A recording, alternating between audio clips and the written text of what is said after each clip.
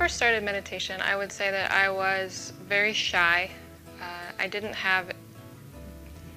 think I had the ability to talk with people of all ages.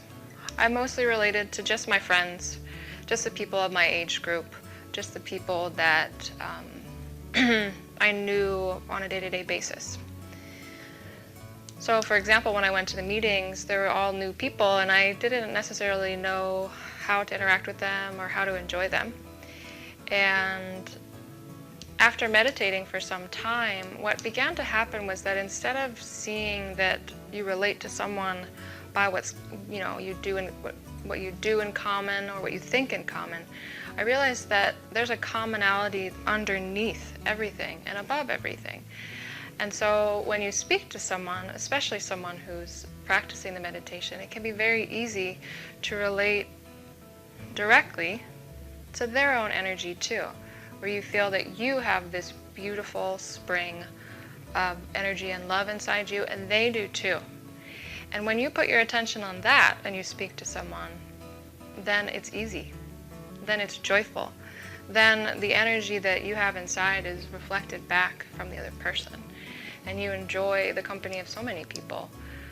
So I began to notice that instead of being quiet and standing back, that I would move forward and I would begin to enjoy all the people around me.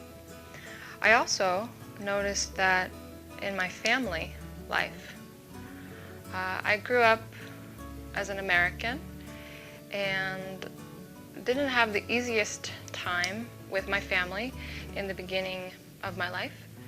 I think most people would relate, or at least it's common in the United States. And for some time I'd gone away from my family, hadn't spent much time with them.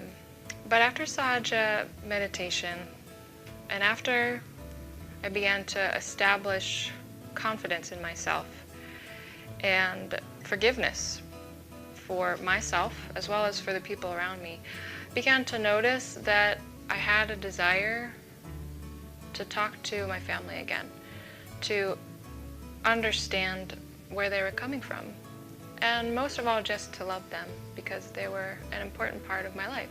This is something I had never thought that I would do before Sahaja. I had no idea that it would have this benefit.